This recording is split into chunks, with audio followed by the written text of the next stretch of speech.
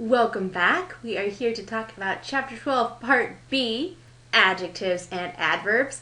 I have to say this is one of the most useful sections of our textbook, in my opinion, because this section is full of information about how to figure out what the word you're looking at is doing. What is its function? This is surprisingly difficult when you are trying to diagram sentences. Fortunately, this section of Chapter 12 is full of tips and tricks for figuring out what we are dealing with.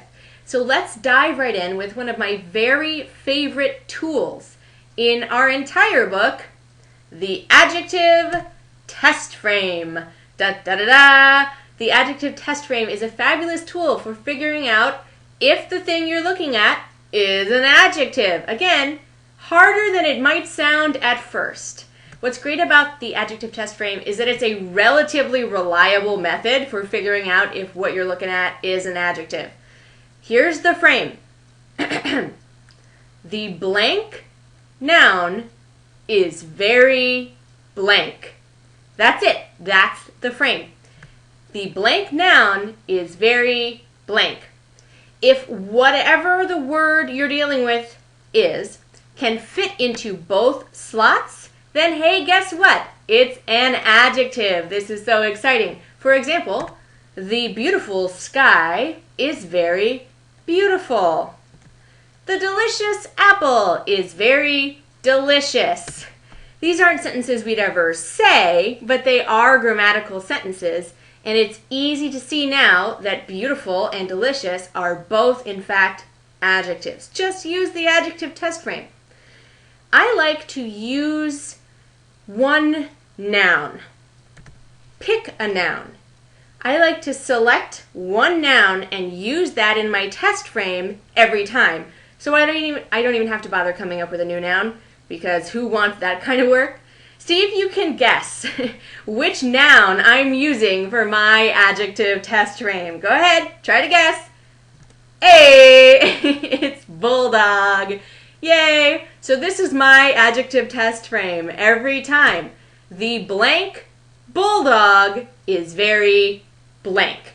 So just for example, the adorable bulldog is very adorable. Now we just proved that adorable is in fact an adjective. This is exciting. There are other ways, of course, to tell if something is an adjective too. There are derivational suffixes that take other words and turn them into adjectives. So OUS is very common. Beauty becomes beauteous.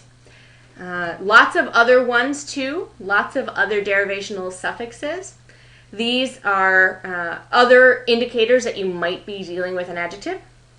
As we talked about in Chapter 2, adjectives also have inflectional suffixes. They have the comparative and the superlative.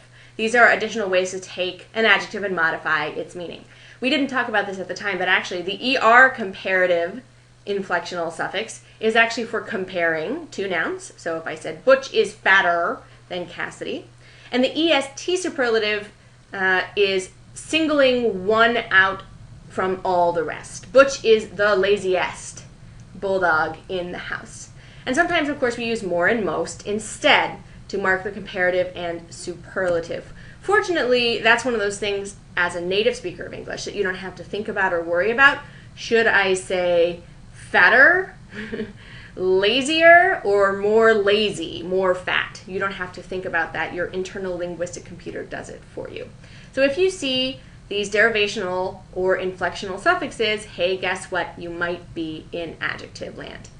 There are some exceptions and caveats. For example, in the adjective test frame, some adjectives can only go in one slot of the test frame, the pre-head word slot, and some of them can only go in the complement slot. That's the slot that comes after very. We will talk all about what complement means, don't you worry. But for now, know that some adjectives can only go in the first slot, and some can only go in the second.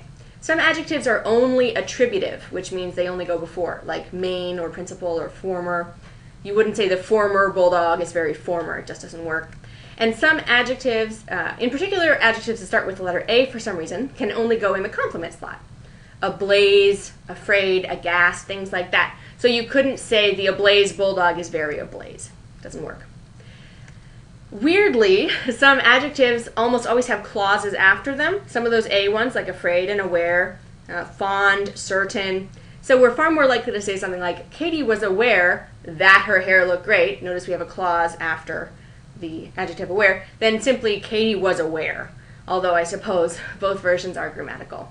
And some adjectives are absolute, which means they can't be qualified. This is one of those prescriptive, nitpicky things that you might have found marked on your compositions going through school. For example, unique. If you've ever written or said the phrase very unique, you're guilty of violating an absolute adjective. Unique is something you are or you're not, right? You can't be more unique or less unique. You just are unique or you're not. It's an absolute. Other ones include things like fatal, impossible, perfect, shape words too, round and square.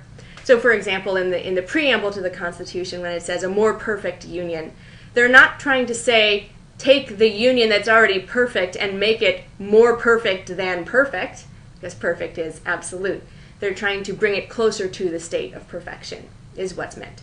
So some adjective caveats there. Let's talk a little bit about adverbs. Adverbs are a little harder to define based on their inflectional and derivational suffixes, unfortunately for us, just because they're so irregular. We all know and love the derivational suffix ly that takes other words and turns them into adverbs. We derive adverbs of manner when we use this suffix. So if I say the adjective beautiful and I turn it into beautifully, I mean something is done in a beautiful manner. That's why we call it a manner adverb. This is fine. There are some restrictions on this process. You can't take fixed characteristics like old or tall. I can't say you did something oldly or a state, right? And I can't take something that's fixed and turn it into something of manner. If it's a characteristic that can change, like active or strong, you probably can throw ly on the end, and you're probably going to be fine. If it's an objective characteristic, even if it can change, it's probably not going to take ly. So for example, young. It's true that young can change into not young, but it's unlikely to be modified by the ly suffix youngly. But if it's a subjective characteristic, like considerate or marvelous, then it probably will. And again, sometimes there are idiomatic uses where we violate these characteristics, like shortly, for example, but that's an idiomatic meaning. Be on the lookout. Because ly, I have to tell you, is just complicated. Seriously, ly? Seriously? We have so many adverbs that end in ly, but just because it ends in ly, that doesn't mean it's an adverb. That derivational suffix is not a big flashing sign that says this has to be an adverb all the time. Would that it were so simple. In fact, let's think together of some adjectives that end in ly. Put it in the adjective test frame if you're not sure. What about the word sly? It ends in ly, and if I throw it in the adjective test frame, the sly bulldog is very sly. It certainly meets those characteristics. It's an adjective, not an adverb. Not just restricted to modifiers. Let's think about some nouns that end in ly. I've listed some for you here. Jelly, belly, doily. Interesting. These are not adverbs. These are nouns. And we can prove it by making them possessive. The jelly's sticky consistency, for example. Verbs too. What are some verbs you can think of that end in ly? Plenty. Plenty, plenty. And again, we can test to make sure they're verbs by thinking of, can we put them in a base form? Can we make them past participles? Can we use them in the past tense? So for example, reply becomes replied. We can, in fact, use those inflectional suffixes. I proved it's a verb Just because it ends in ly doesn't mean it's an adverb. Be on the lookout. Some other very common suffixes that we're going to see for adverbs are ward and wise.